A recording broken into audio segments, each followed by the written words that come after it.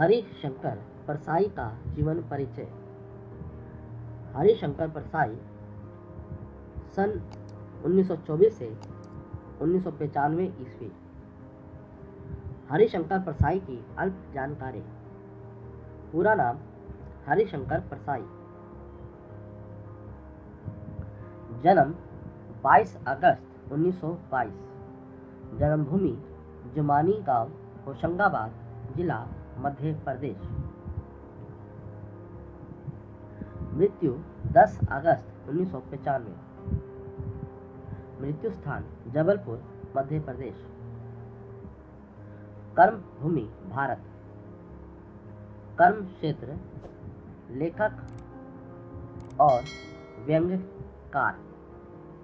मुख्य रचनाएं तब की बात और थी, बेईमानी की परत, भोला राम का जीव, विकलांग श्रद्धा का दौरा, ज्वाला और जल आदि। विषय सामाजिक।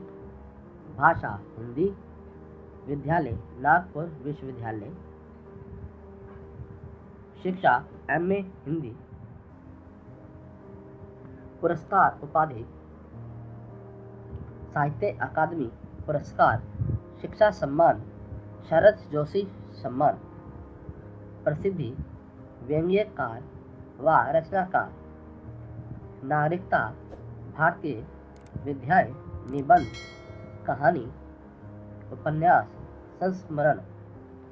हरिशंकर परसाई का जीवन परिचय। हरिशंकर परसाई का जन्म मध्य प्रदेश के होशंगाबाद जनपद में इटारसी के निकट स्थित जमानी नामक ग्राम में 22 अगस्त 1924 ईस्वी को हुआ था। इनकी प्रारंभिक शिक्षा से स्नातक तक की शिक्षा मध्य प्रदेश में हुई।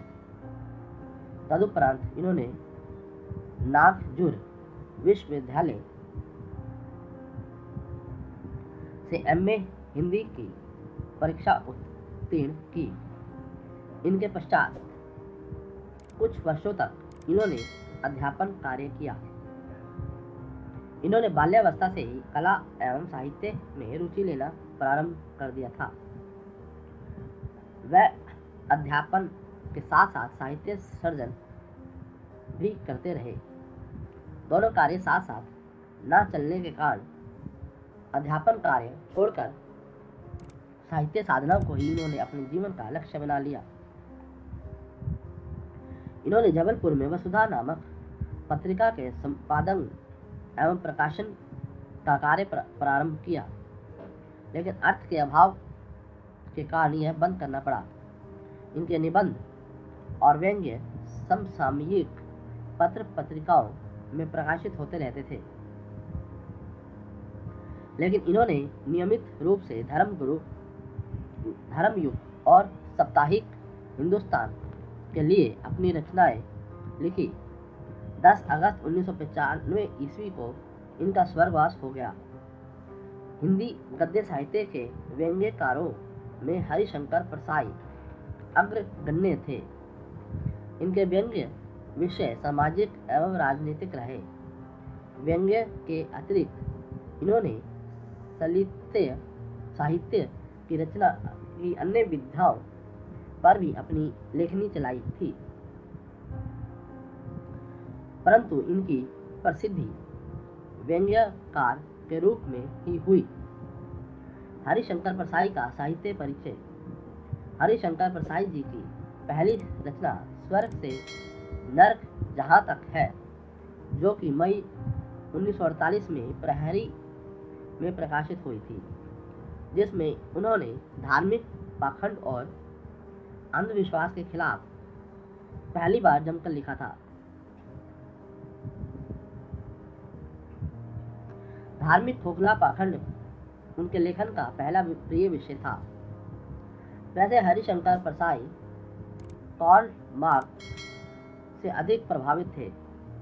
परसाई जी की प्रमुख रचनाओं में सदाचार का ताबीज प्रसिद्ध रचनाओं में से एक थी, जिसमें रिश्वत लेने देने के मनोविज्ञान को उन्होंने प्रमुखता से के साथ उकेरा है। हरिशंकर परसाई की रचनाएं कृतियां परसाई जी की प्रमुख कृतियां हैं कहानी संग्रह हंसते हैं रोते हैं, जैसे उनके दिन फिरे, उपन्यास रानी नागफनी की कहानी, तट की खोज,